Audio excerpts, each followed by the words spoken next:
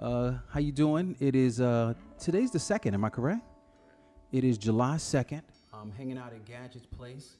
I'll just call it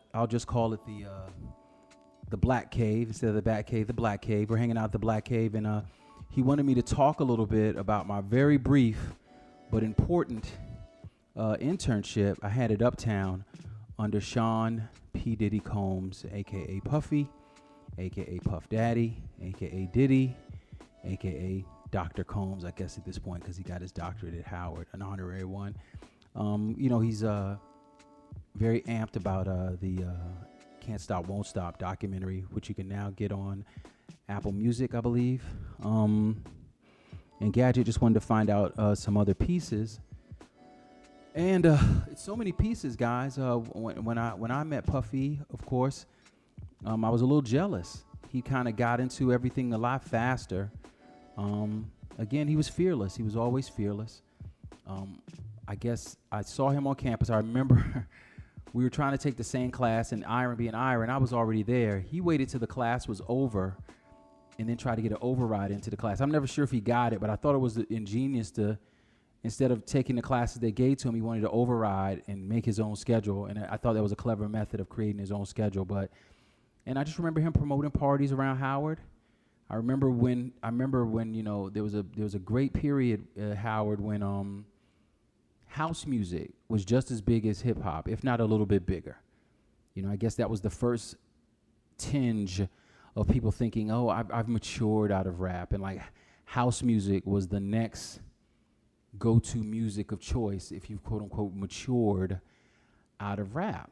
And everybody's going into house music. Everybody's semi-dressing like Kwame. I remember him walking across the yard with Doc Martens with polka dot ribbons through them. And, those type of house music shirts and, polka dot shirts and black shorts and stuff like that. Kind of looking, very contemporary, very current. Then one day he brings this guy on campus with him. This guy, kind of nondescript, but what I remembered about him is that his jean jacket was totally destroyed and put back together with safety pins. And he had this immaculate high top fade with music notes on the side. When you get your hair cut, at least with a high top fade, it's pretty much a fade. But on the parts on the side, most of us have parts. This guy had music notes. That guy was Groovy Lou, who is his lifetime friend and has been a stylist. If you're into, the looks and stuff like that, he's a phenom stylist coming out of hip hop, and he was always Puffy's friend. And I remember seeing him on the yard. Never spoke to him, but I just remember seeing him, and I remember his name was Groovy Lou, and I remember him living with some friends of mine, John Doe, Paul Howard, Nick. I can't remember Nick's last name. These guys, they all lived together during my Howard times, and it was somewhat of a hip hop house. That Tracy Lee lived over there, so it was a house, an incubation place for hip hop. One of the groups was called One Step Beyond, and then Tracy Lee was a solo artist in his own right. And they all lived in this house. I'm not sure if Tracy lived there, but they all lived in this house. And I think that's when Groovy Lou started making that transition into being a Rastafarian. Puffy did a lot of stuff. We were part of the class that took the A building, the administration building. We kind of locked the administration out, trying to get, I forgot what the cause at the time was. And I apologize for that because it feels like I'm cheapening the importance of it. I'm sorry that I don't remember the cause. It could have been for apartheid. It could have been for something administrative going on at the school. But I remember, we literally locked down the A building, and Puffy was a part of that as well. When I saw him on the yard, he was already interning at Uptown, and I'd found out about it literally through watching BET, guys. Remember, he showed up in the Stacey Lattisaw video, First Dancing. Then he showed up in Dougie Fresh's Summertime video, Dancing. And he was in The Fold. That's after. That's after. But that's a major piece with the cabriolet, with the MCM seats. I remember all of that. And it might not be that after. Yeah, that's all in the same space. He came down with Heavy D, Howard Homecoming. I caught them both in the yard. I just started rambling about Uptown and what was going on and how excited I was. And I asked, he's like, man, you know an awful lot. I was like, I'm trying to get an internship. He's like, all right, if you need one, I'll see if I can hook that up. gave me a number that actually worked. And I called him. I was like, yo, when school ends, I'm trying to get this internship. All right, I hear you. I went up to New York a couple of times with some friends trying to find places to stay. Kind of disastrous. New York's super expensive. Really couldn't find anything. Went to places in Brooklyn and all this stuff, and we just couldn't nail it down. There's a great part of the story. One of that week when I was up there looking for places to stay, I was staying with a friend named Harrell Brown. She lived on Staten Island. Her brother was managing or trying to get off the ground this rapper who called himself, I think, Shaquan the Panty Raider. Oh no, this is incredible. Shaquan the Panty Raider. 7 years later, I'm listening to a hip hop record. No, 4 or 5 years later, I'm listening to a hip hop record. Panty Raider. I'm like, no, that's not him. I call Harrell Brown. I'm like, Cheryl, that rapper that your brother was trying to put out years ago, is that effing Method Man? She's like, yes, that's Method Man. I'm like, oh my God. Like, oh my God, right? So then after that, as an attempt to try to get up there, I was, trying to find some place to stay and everything. And it was, kind of difficult. Me and my friends couldn't figure something out. And then I called him. He's like, if you want the internship, be here Monday. I'm like, holy crap. It was like a Wednesday or Thursday. I remember telling my mom. I remember taking all the money I had out of the bank at the time, and I had $3,200. I packed a bag, for lack of a better word, a duffel bag. I shoved it full of clothes. I had a plastic plate, like a reusable plastic plate, fork, knife, spoon, and glass. Shoved it full of as much clothes as I can, and I went to New York. I went to one of the places we didn't go. They showed me this apartment. It was small as heck. It was a 2-bedroom apartment, but it was small as I don't know what. And I couldn't say no. It was $1,100 a month. I was like, I'll do it. So got that part taken care of. I literally left the rental place, gave me the key. I dropped my bag off in there. I told I stayed with 2 girls on some Jack Tripper type of thing. And I told them I got the place and they were going to come up. It was Natalie Bowen and Muhammada Muhajir. Why are these people important? Because they were just good friends and believers in me. That means a lot now, people believing in me. So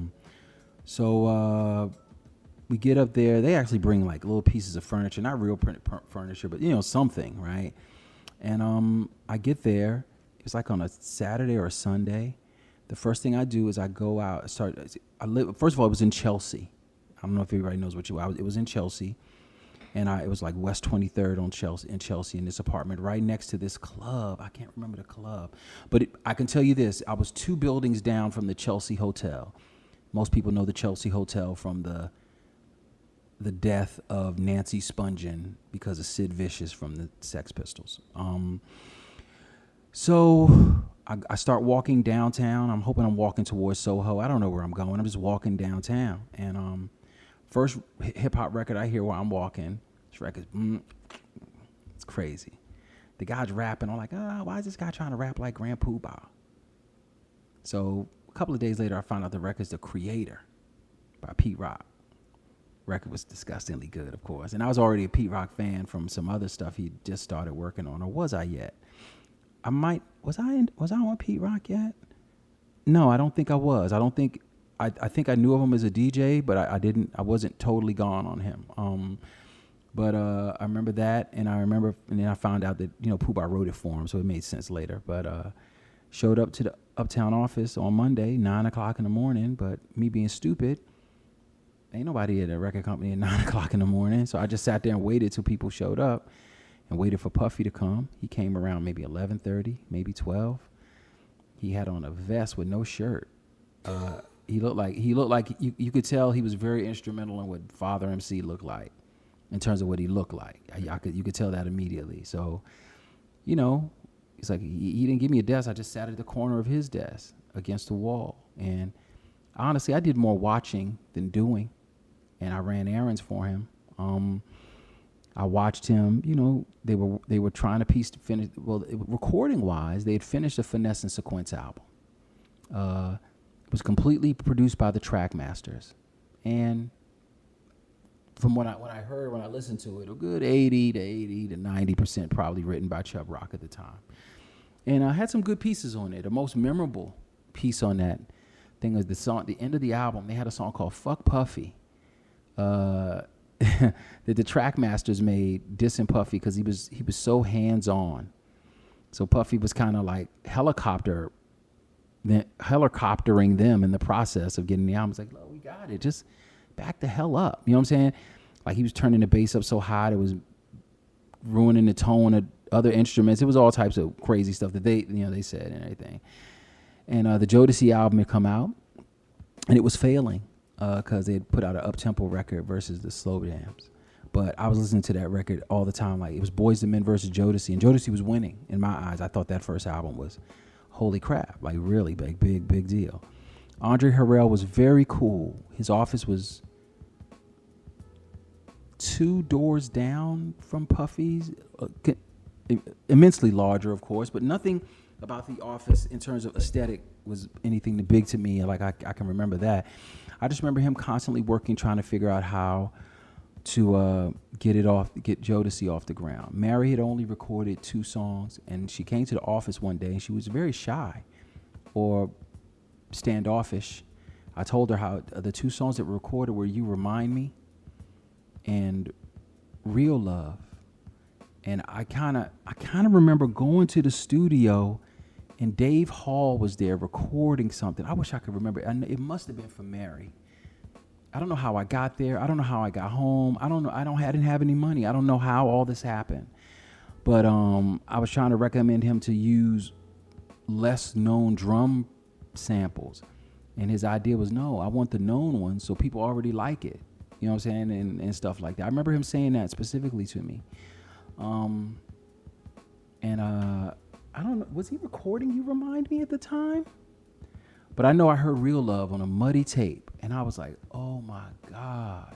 I say this about other parts, but it was mind-boggling. It split the atom. It literally split the atom for me. Like, yo, you can really make these R&B records from hip-hop, and it didn't sound like a blend. It sounded like we formed it as that way.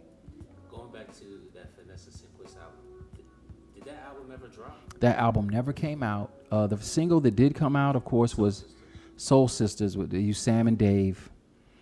I didn't really like that song, and I think that song was out before I got up there. But another person on the label that I wanted to work with, the 2 people I wanted to work with when I was reading the back of BRE magazine. They were reading. That's how all the information I told Puffy when I saw him walking on the Howard campus with Heavy D for homecoming or whatever it was.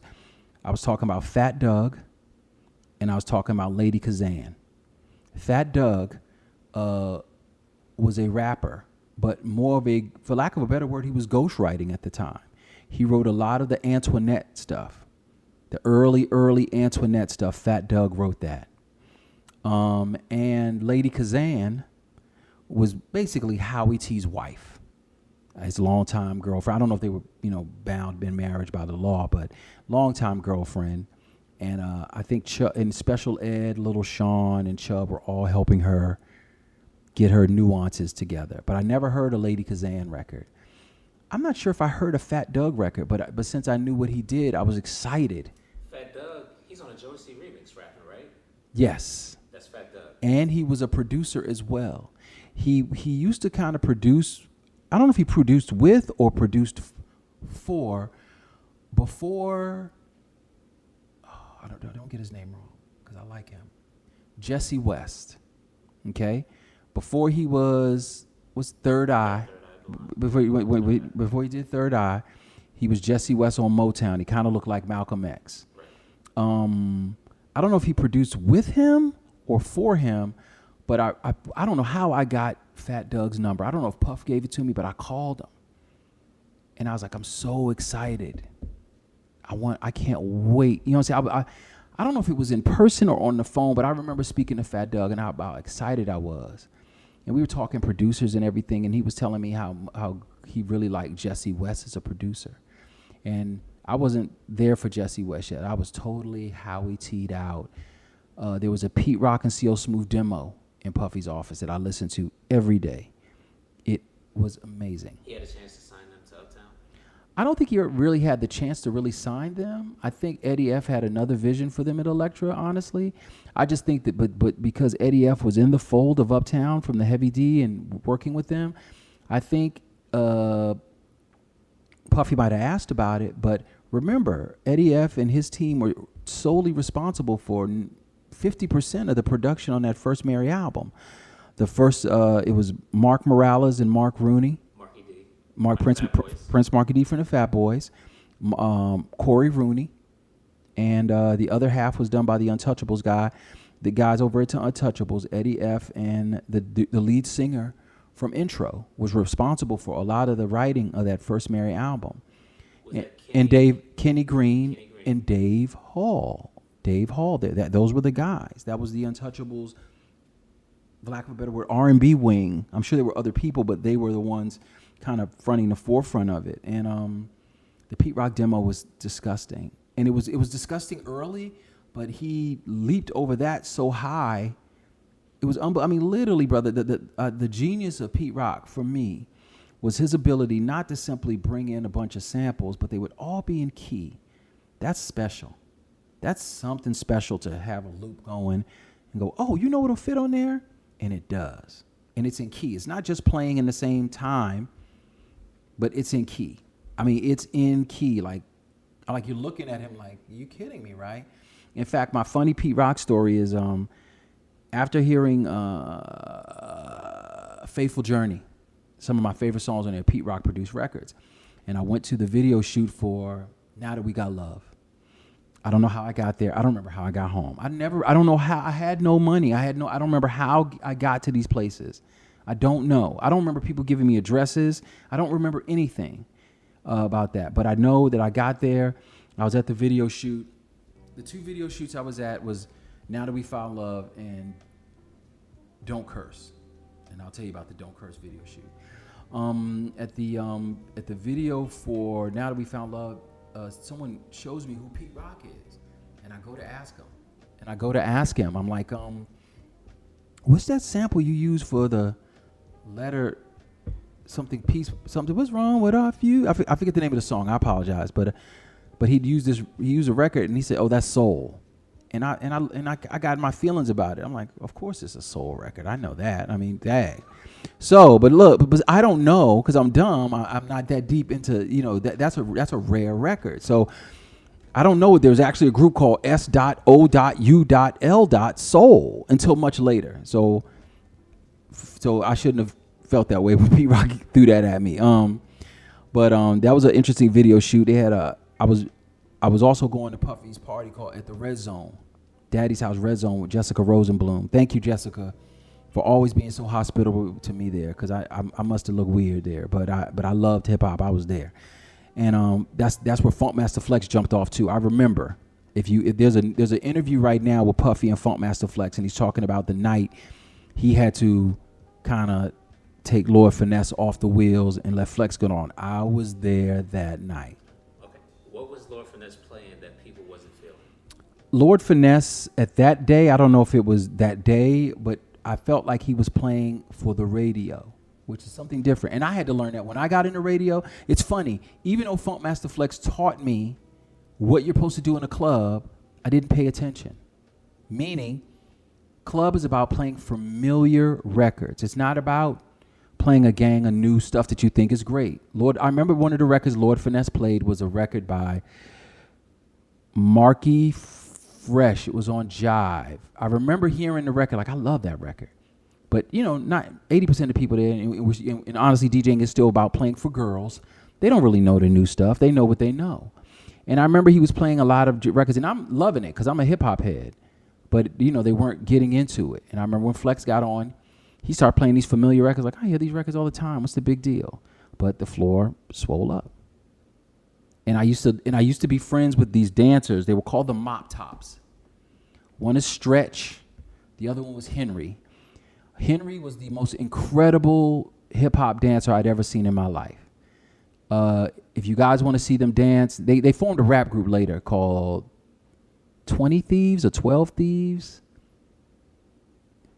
Yeah, they did. They formed a rap group later, and my man Stretch, he did another rap group. It was on Atlantic. I can't remember them, but there was a rap group on Atlantic he was part of. But I was just hanging around them because they could dance. I couldn't dance. I'm a big obese guy. I was just loving it. I was, feeling they could dance. It just looked awesome. And I used to just watch them dance and everything. But the Red Zone was important.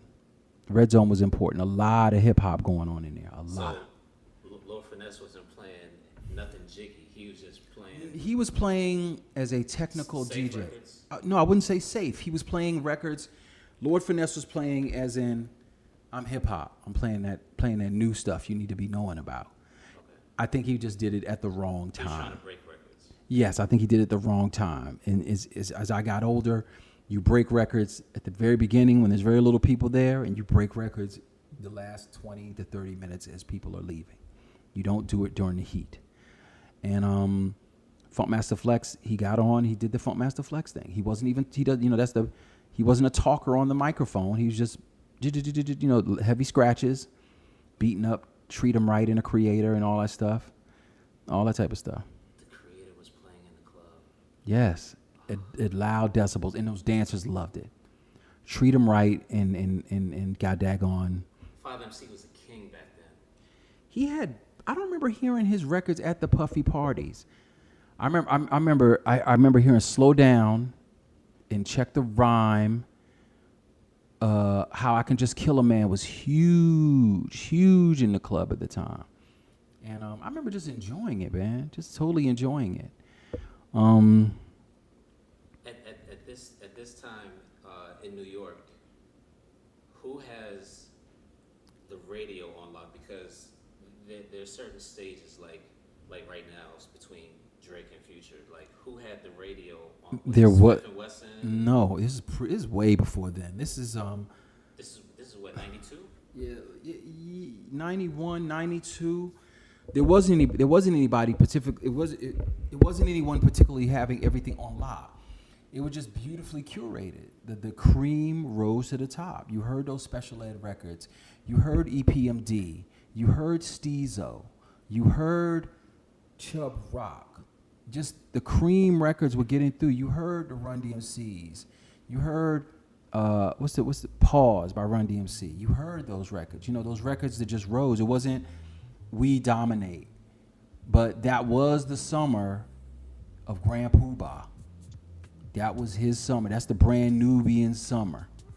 And right before I left, it was headed into the Naughty by Nature summer. OPP, they had stickers everywhere. You couldn't urinate in a public bathroom without 50 Naughty by Nature stickers. Tommy Boy, they must have got an ordinance for that. I've never seen anything covered Naughty by Nature stickers covered New York City. And my favorite album at the time was the De La Soul Is Dead album, which is an art album. I don't know if it resonated heavy in the club. And I met the UMCs. Blue Cheese. Let me tell you, the UMCs, they had a song. And that's funny, I bring up them because I tried to reach out to one of them on Instagram the other day to ask a question. Their first song is not their album songs and their singles. They had a song on this weird compilation album. Wild Pitch? No, it's some weird unknown of label. I remember the album cover. It's like 7, 8, 10 groups on the cover.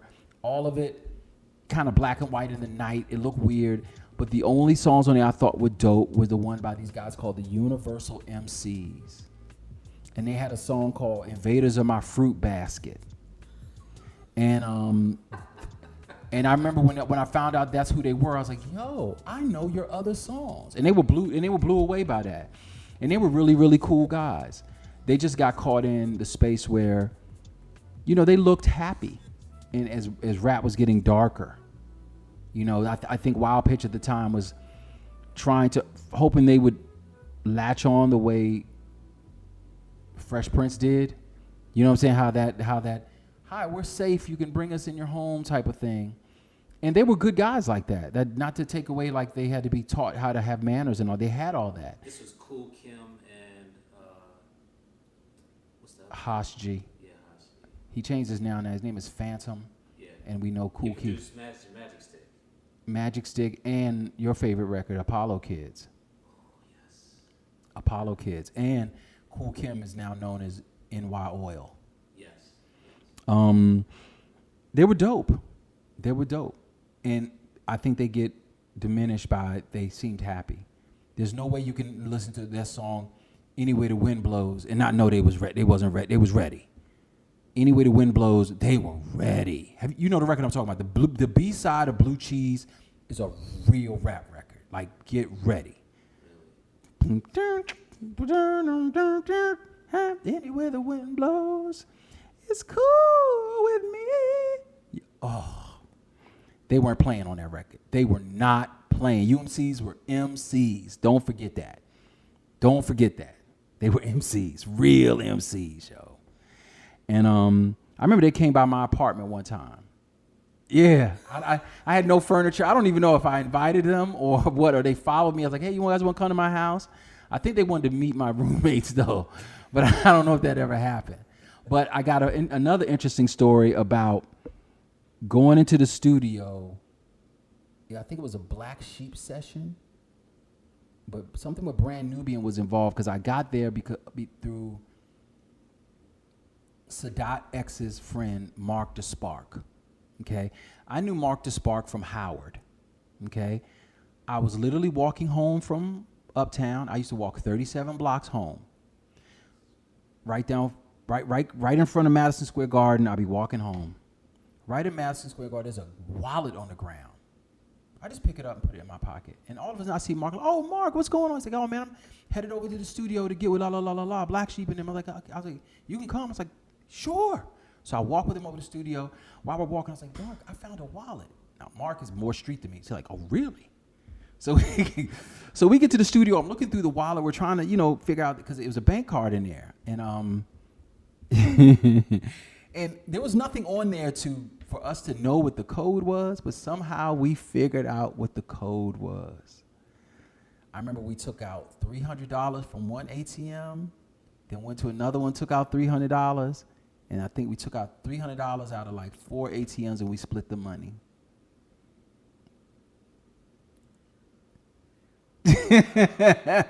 I'm not lying, yo. I wouldn't even make that up. That money saved me. I had no money. Walking, only good thing, and I will say this with Puff, internships, you don't get paid. So young people, stop thinking you're supposed to get paid for an internship. It's great if they do, but that's not the hierarchy of an internship.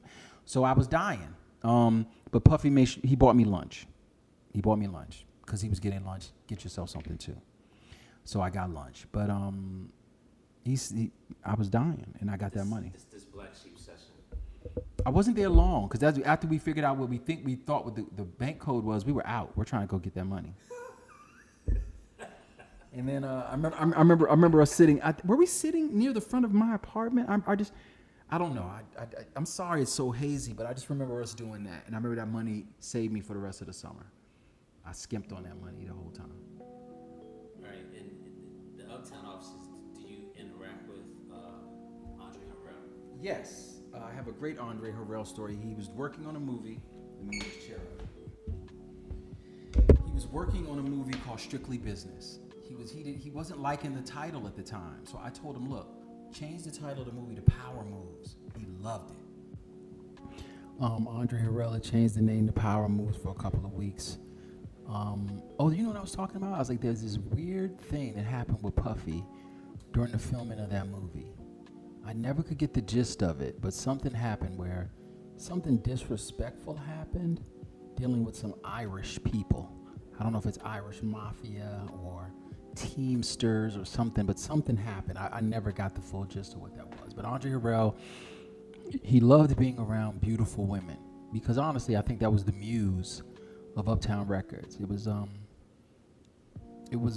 Def Jam with The Job. So it was, you know what I'm saying? It was like, hey, I'm successful. I'm doing my thing. It's legal though. And I'm, and it's the champagne thing. He was about the champagne bubbles and the look and the whole Nicky Barnes thing without being anything illegal about it. Good energy. I remember that there was the woman that was running it doing all this. Her name was Eloise. I'm sorry, I can't remember, but she really believed in this artist. They had this white rapper named Lucas from France. I didn't hear it at all. He was a nice guy though, extremely nice guy named Lucas. But I didn't hear it at all. They even put his album out. About no one ever remembers it, but Lucas was on Uptown. I remember Father MC coming to the office a bunch of times. Good guy. I was beating my chest about Pete Rock to him. I'm sure. I don't know if he believed it or not, but he was enjoying the success of what he had, and I think Pooh Bah helped him write on the second album. Little Sean helped him write that first one. Little Sean comes to the office. He just got his deal from Capitol. He's loaded. Little Sean got money coming out of his elbows. Just a real cool dude, but when I saw him in the club, I realized he's as street as you get. Little Sean might be the streetest person I ever met in my life, but understood how to turn it off. I mean, he was wonderful at that. He knew how to go in a room and be a recording artist and then go right back to Brooklyn and be what he had to be to survive in Brooklyn. But he was always charming. I kind of considered him extended family of Uptown because of his records. Like, his records were almost Uptown feel kind of records, especially with the R&B mixed with the hip hop, because that's what Uptown was at the time. Yeah, I think so too. He helped write all that Father MC stuff that were hit records. He helped write all that stuff, or at least was in the room coaching. Also his mentor was Howie T. So he knew the potential a record could have if polished and done correctly. And he doesn't get the credit for it, but he's a superior MC. He was a superior MC early. And very humble, I guess, because remember, he danced for special ed, so he didn't have a problem with what he had to do to get in. But he was a superior MC. And then he actually got a deal with Uptown and put out that Champagne record. But I was long gone by then. That was a phenomenal record, by the way. Easy Mo B. I think at the same time, Milkbone had used the same sample for his song. They were out at the same, those records were out at the same time. The Cool in the Gang, Too Hot sample. What else? I remember there was this lawyer there. I can't remember his name. He was kind of cool. I don't know. I guess whatever. Ask me some questions. Maybe I can answer some after that. What was the craziest thing you saw at Uptown? The craziest thing I ever saw at Uptown was the day Jodeci came in with bald heads.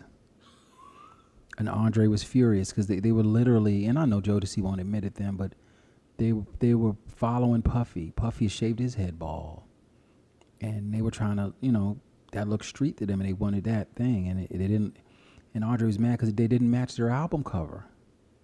So, Devontae hair wasn't blonde anymore. None of them had high tops anymore, except JoJo. He didn't cut his hair off. But they didn't even look like their product anymore at all.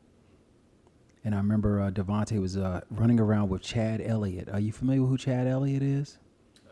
He was at Motown for a minute, right? Yes, he was. Chad Elliott, he used to, I don't know how his introduction into hip-hop, but I think he came in with Jazz O. He was cool with him. I think he helped Jazz do his second album in production, and Chad was running around with Devontae. I remember that. I mean, they came to the office. I think Chad had gotten Devontae to get a motorcycle, and they came in there with the daggone bald heads, and Andre just flipping. He's losing it. One of my favorite people to visit the office was the diabolical Biz Marquis. Me and Biz become friends and still are friends this day because of meeting there in Puffy's office. Biz comes in. Biz has, used to be one of those cookie places where you used to buy cookies by the pound. Like they weigh your cookies for. Like snickerdoodles and shit. Biz came in with a bag of cookies. It had to be like $13 worth of goddamn cookies. It was unreal. I mean, the bag was like someone has a lunch bag. You know, like a brown bag lunch. He had that filled with cookies. So he comes in the office. He's asking Puffy, can he DJ the Red Zone? And he plays Puffy and I his album, the No Haircut album. I think the one he got sued for. And what's important about that album, and if you're into breakbeats, and I can't take credit for how I'm going to categorize it. I'm going to have to give the credit to Ginsu Dean. With breakbeats, it started with the disco breaks. That's what they were playing in the park. Then it got to the ultimate beats and breaks, the luminary ones. Then it got to what Ginsu Dean calls second tier breaks. Like after, whether the drums after the ultimate beats and breaks that aren't James Brown. Stuff like Brethren, Avalanche. So on that album, Biz is wide open with the second tier breaks. Like heavy second tier breaks. Los Angeles Negros, like he's gone. He's super gone with the breaks. And he's playing the record, and he had this record called The Puffy Love. He was using Brethren. And it was going, hey, Biz, take it from the top. Yo, Biz, take it from the top. And I remember Puffy wanted to use that as he's getting, as part of his routine while he's at the Red Zone. But me and, since I'm into samples and all that stuff, me and Biz start talking records, and he just starts spelling out these breaks I don't have. I'm scribbling them down, right? And we just started friendship talking about music. And when I end up back in D.C. and I'm on the radio, Biz comes by, and I'm like, hey. He's like, oh, man, I remember you. And I was like, yeah, Biz, I gave you my number. He's like, I still got it. Then he rattles off my New York number, which I don't even remember I didn't remember anymore. And me and Biz have been cool ever since. Biz has always put me down with, you got this. You don't got this. Biz did that to me my whole adult life.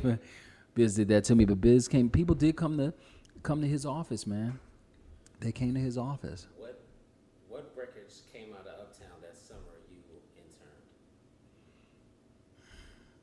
interned? They were already out. The Jodeci album was out. You guys were just working the records. The records were being worked and being created for What later. were interns doing at this time? Like, what were the errands Puffy would have you do? Take finished mixes or go get a finished mix from Untouchables office. I was running back and forth to the Untouchable office. And you were getting DATs and stuff like that. And I was stopping at labels, getting stuff for myself, like Tough City, going in and get some records. And it was, whatever he asked, man, like get on the phone. Yo, get this person on the phone. Get them on the phone. Get them on the phone. Who's the toughest person to get on the phone? In New York City, everyone's tough to get on the phone. There is no toughest. I remember him begging Nice and Smooth to manage them, and they weren't feeling it. I bet they wish they had done it then now. But I remember him asking, could he manage them? Hip Hop Junkies was out at the time. That was the summer of Hip Hop Junkies and Check the Rhyme. And then OPP and all that stuff was blazing. He just a hard worker, man. He would disappear, like literally disappear. But he'd be in the office till late, but he'd stay out even later. I just remember being able to go to the studio a couple of times and go to those videos, and he was just as invested into what Uptown looked like as Andre was. What video shoots did you go to? Don't Curse, Heavy D, where they had to go get Pooh Bah. Like, first, just to show you business acumen, salute to Big Daddy Kane. He was the first person on set with a broken arm. He had a broken arm, this post-Dracula red, purple outfit on. It looked really weird, but he was there on time. Heavy D and them rolled in. He came with Pete Rock, CL, G-Rap was, relatively on time. Pooh Bah, they had to go get a car and go get him. Like, Pooh Bah is notorious for not showing up, and like you got somewhere to be, I ain't going. What? They had to go get Pooh Bah. Mm-hmm. And you know how the video was set up? It's one long, and Heavy was just going from door to door to each rapper's sanctuary, for lack of a better word. I don't remember how I got there. I don't remember how I got home. I know no one ever gave me a ride in a car. But I don't know how I got home, but I did. So at one point, I remember the Uptown record, the Uptown's Kicking It record, the compilation. Yes. There was Woody Wood, there was Finesse Quest, Heavy D in the voice. Black, I forget something black. I forget their names, but it was the two brothers. the two brothers. Right. Whatever happened with those, like Woody Wood and the other guys? They were long gone by the time I. Okay. Only thing that survived was Heavy D and Finesse and Sequence. Groove Be Chill, still affiliated with Uptown, but got signed over at A&M Records, and they gave Pete Rock his first full all-out production with starting from zero. Yes. That was a dope album. That was a dope song. I don't remember the album being that good. I was all over Pete Rock production. I just thought it just sounded unreal, and it was hard. I liked hardcore rap. Was Faith around? No, Faith. I hadn't seen her. This was Mary. This is the Mary era. Mary had not. Mary and Father MC. Mary, Father MC, Jodeci, and Mary had not been polished yet. When I saw Mary, she looked like they signed her 6 months ago. They had not styled her and finessed her yet. Did you when you heard Real Love, did you think like this is the one?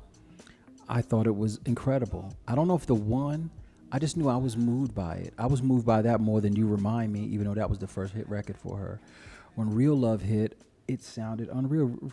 Real Love, for every intensive purpose, it sounds like a church record. You take out the top billing drum. Those are church chords. What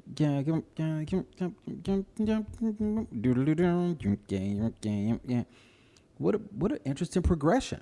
And they matched the progression with the drum pattern from Top Billin'. I'm guarantee you Top Billin' was chopped up first before they start playing.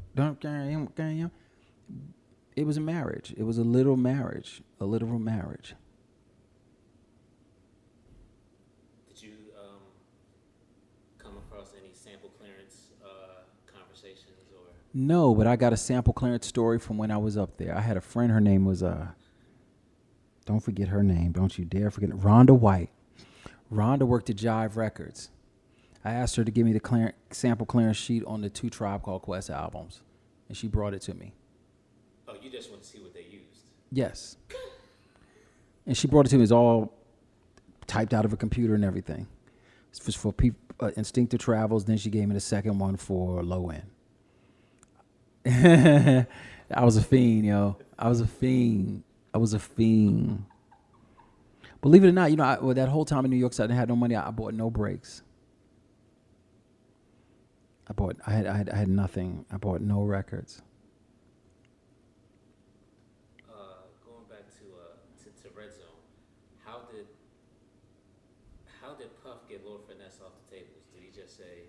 Yeah, it was up in the air, so I don't really know. I wasn't there. I was in the crowd. I don't know, but I just remember it started going left, and Puff was. Like it was packed, but nobody was on the dance floor. The energy wasn't right, and he brought Funkmaster Flex down, and he killed it. He put on those dancing records. Let's get him dancing. And he was there. I never saw him leave. Wow. Funk Flex tearing it down. I remember going to Red Zone, and Puffy I used to try to get my roommates on the list, and Puff hated that. Like, he wanted every penny. Believe that. He wanted every penny. I was like, I live with these ladies, man, please. So I'd have to go backwards and try to get Jessica help me out. Jessica Rosewood was very nice to me, and I don't know why. I don't know what I did for her to be nice to me. Also coming to Puffy's office was the author Dream Hampton. Dream Hampton was beautiful to me. I remember her walking in. At that point, any girl with short hair was winning with me, and she came in with this very short hair. I just found her to be beautiful and very conversational and had a great vocabulary. I remember when Puffy's girlfriend Misa walked into the office. I almost kneeled to her. I'd never seen a girl look that beautiful. I mean, she just looked so stunningly beautiful. And there was beautiful women coming out in the office because Andre liked beautiful women, but Misa was something else. I had not seen anything like that. I'd never seen anything like Misa. She was absolutely beautiful. Going back to the Strictly Business soundtrack. Yes. There's a Grand Poobah record on there. There's a Leaders of the New School record on there. Well, why are there a lot of Uptown artists on that record, on that soundtrack? I don't know. I think they were literally trying to get what was hot, and it was things were starting to wean out of the New Jack Swing. You got to remember, Uptown didn't have a plethora of artists. They just had these great guys that just turned out to be so successful. Heavy D, Guy. That could have been a Heavy D, a Guy song on that album. I don't know. That's a good question. I don't know. I know there was a Leader song on there. I know there was a Grand Poobah record on there. It's probably 3 other major rap people on. I don't know if there was a Jeff Red record on there or not. I don't know. Yeah. You call that song? Yeah, that was it. And yes. Yes. Yes, I remember that. And that was MCA, I believe. That's Uptown. That was Jeff Red was Uptown. Jeff Red was right up Uptown. He's from Mount Vernon, and Eddie F did the record. That was an amazing record. You like that? I like that record. That's probably his best record. That's his magnum opus. You're correct, probably. I remember there was a remix that Guy had done for some record, and Puffy was playing it ridiculous decibels. And what he was listening for, I don't know what he heard. He heard something in it. He heard the sonics of the record. I don't think I heard the sonics at the time. I was so entranced that people knew how to flip samples really good, but he heard the sonics. It was like a remix of one of those Guy records. I can't remember. It wasn't off the first album. He was off the second one. But Guy didn't have a lot of remixes, but like the album just went. I mean, he played every song. There wasn't a remix for a lot of Guy songs back then. Just extended versions and stuff like that. Like when I first heard Guy and damn Mohicans sample, I was gone too. I remember the first time I heard Groove Me, I was in someone else's car. I was like, take me to the record store. I'm not lying. The first time I heard Groove Me, I was like, take me to the record store. I went and got it. I was like, yo, this is incredible. What is this? What the F is this? What is this? Groove Me still sounds good. I mean, I was hypnotized by Groove Me. Is Guy and Jodeci on Uptown at the same time? Remember, Guy is MCA. MCA, Uptown. Yes, but I never saw Teddy Riley in The Office or Aaron Hall. I never saw them ever in The Office. Was Father MC dating Mary J. Blige at one time? I don't think so. Not at all. Not at all. Not at all. I was playing Father MC people's demos, like, yo, this is dope. He didn't really like anybody's stuff. It was just him. I think he because of the success of the commercial records he did, and I was playing them, the real SHIT. It didn't work with him. He's after you get success, you want more success. I think Father MC's, is it the third album with I Paged You, or Why You Ain't Call Me Back? That song was an instant hit for him. I know when I heard I think Butt Naked Tim Dog did that record. All You Want From Me Is a One Night Stand, I could tell Pooh-Bah was all over that one. Those were hits. The Jodeci song, Treat Them Like They Want to Be Treated. That was a marginal hit. Really? The big one was the one with Mary J. Blige over To Be Real. That was his big hit record. Right. And I remember Black Rock and Ron used the same sample, and they were out at the same time. Wow, you going back. You really remember that. That's hardcore. Were they from Brooklyn? They might have been. Oh, that was a hot record. I want to say they had a lot of cameos in that video, too. Black Rock and Ron? Yes. I don't remember the video. They had a lot of cameos in that video. With Father MC, he got his deal from winning a rap contest. I don't know where it was, but he won a rap contest. And I think he kind of more rapped like Big Daddy Kane-ish. And Andre wanted to refine him. He had gold teeth. That's why you could tell he had those veneers. And that's before they made veneers awesome. Like, veneers look amazing now. He has, like, the prototype fake teeth thing going on. The whole thing with Uptown was to smooth out whatever you was. I mean, keep your roughness, but let's smooth you out. And I know they had to do that with Father MC. Whatever, I think they trashed his first album. Whatever he recorded, they threw it out like that's not working. And that was Puffy's first A&R gig, was curating the Father MC album. So, Fresh Gordon was on the first album. Mark Morales, Mark Rooney, and Howie T. Mark Morales and Corey Rooney. That's the real love guys. Yes. Howie T. They did an amazing album on his album, on the Prince Marky D album. What was that? Soul Convention. Yes, amazing. So slept on. I met him one time later on at KYS, and I was asking him production tips. I was playing him stuff off Pete Rock's Main Ingredient. I was like, is he playing that bass line? Is that a filter? He's like, that's a filter. That's played. That's a filter. I was playing him stuff off of there. Do you know what my favorite rap video to this day is? What? Freaks Come Out at Night. Why? Because it was the Fresh Fest, and I hadn't been there yet.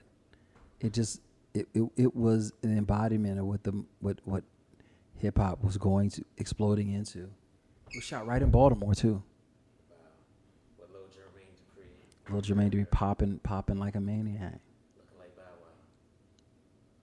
I wouldn't say that, but he's getting his thing. He's getting his thing in there. Getting his thing. So when you left Uptown at the end of the summer, was there a plan to come back and you couldn't, or? Yes. And I blame a lot of it on me and not understanding myself and not being daring. What happened was I went back to finish up school. I was talking to Puffy in and out. And I was like, I'm trying to come back and get a job after I graduate. He's like, yeah, Andre liked you.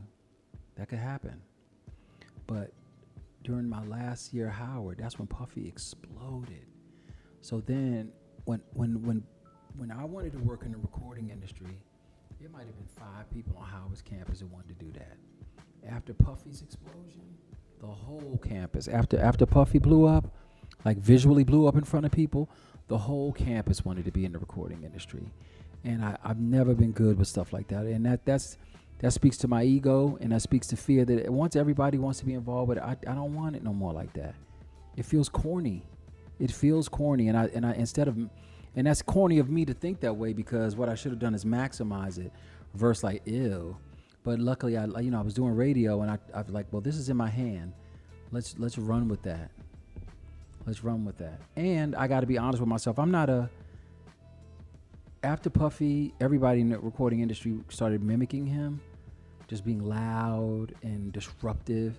I'm not that type of person, and I didn't really think I'd fit in. That's my fault. I would have found out if I tried, but I didn't try to find out. This podcast was brought to you by the Life in Stereo Network. On the boards is Anthony Gadget Mims. This podcast was edited by Anthony Gadget Mims. Music by CX the producer.